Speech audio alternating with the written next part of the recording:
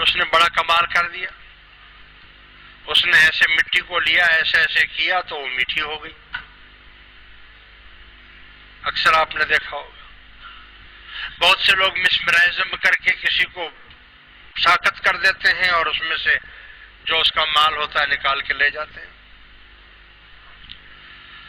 بہت سے مداری شعبدہ باز اپنے ہاتھ کی صفائیوں کے کام کرتے رہتے ہیں،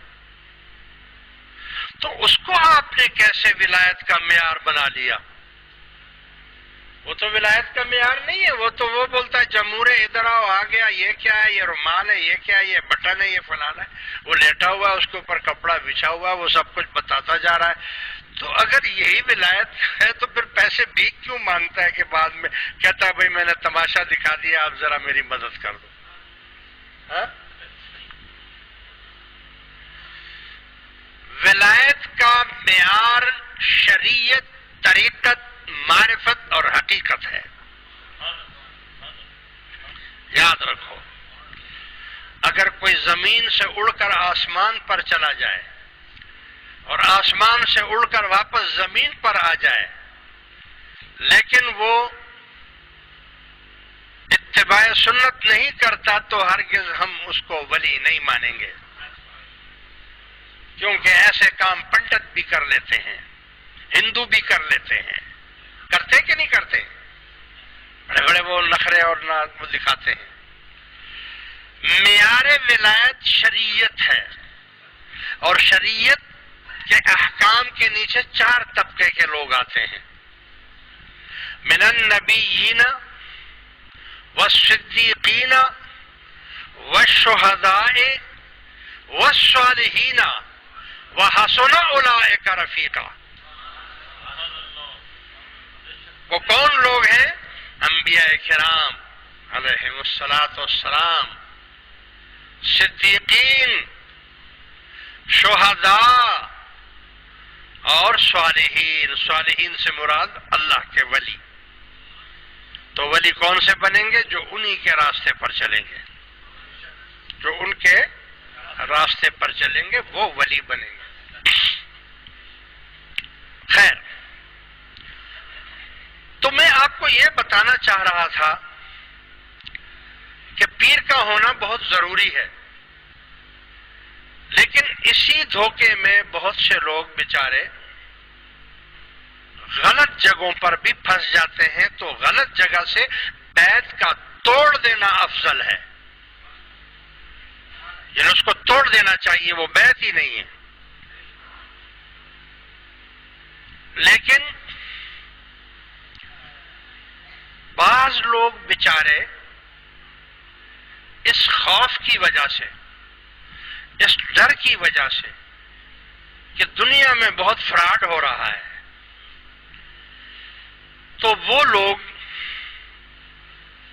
جلدی کر کسی پر اعتماد نہیں کرتے۔ اگر انہیں کوئی جگہ پسند بھی آ جاتی ہے تو ظاہر ہے کہ انسان ہے، انسان کی اپنی سوچ اور عقل ہے، ہو سکتا ہے کہ بعض چیزیں جو وہ کر رہا ہو وہ شریعت کے مطابق ہو، لیکن آپ کی سمجھ میں وہ بات نہیں آ رہی ہے، آپ سمجھتے ہیں کہ شاید یہ شریعت کے خلاف جا رہا ہے، حالانکہ ایسا نہیں ہوگا، لیکن ہو سکتا ہے کہ آپ کو یہ سمجھ میں ایسے آئے۔ تو اس خوف کی وجہ سے اور ڈر کی وجہ سے اور بدنامی کی وجہ سے اور رسالوں میں اور اخباروں میں اور افواہوں میں پیروں کے واقعات اور قصے سن سن کے لوگ ڈر گئے، اور ڈر کے مارے وہ کہتے ہیں یار چھوڑو، کون ان چکر میں پڑے،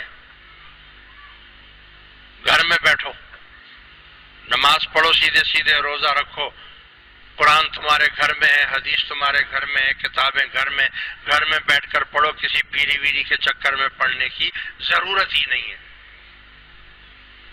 اکثر آپ نے دیکھا ہوگا ایسا ہوتا ہے، اور صحیح بھی ہے کہ کیا ضرورت ہے یار، جہاں اتنا فراڈ ہے، جہاں اتنے مشکلات ہیں، اس میں کیا ضرورت ہے کہ انسان مارا پھرتا رہے؟ بہتر یہی ہے کہ گھر بیٹھو۔ تو میرے مرشد کریم فرماتے ہیں کہ اگر ایسے حالات ہوں اور آپ کا دل مطمئن نہ ہوتا ہو اور آپ کو کوئی پیر بھی پسند نہ آتا ہو یا آپ خوفزدہ ہیں، آپ کسی کا دامن نہیں پکڑتے، تو مت پکڑیں، مگر خدا کی قسم اگر آپ درود شریف کثرت کے ساتھ پڑھتے رہیں گے تو بغیر پیر کے بھی آپ کو منزل مل جائے گی۔ یعنی میں نے بتایا کہ کتنا ضروری ہے پیر کا ہونا، لیکن اس کے باوجود بھی اگر کوئی نہیں ملتا آپ کو اور آپ کا دل نہیں مطمئن ہو رہا ہے تو مت کسی کے مرید ہو جاؤ، مگر ایک درود شریف کے مرید بن جاؤ۔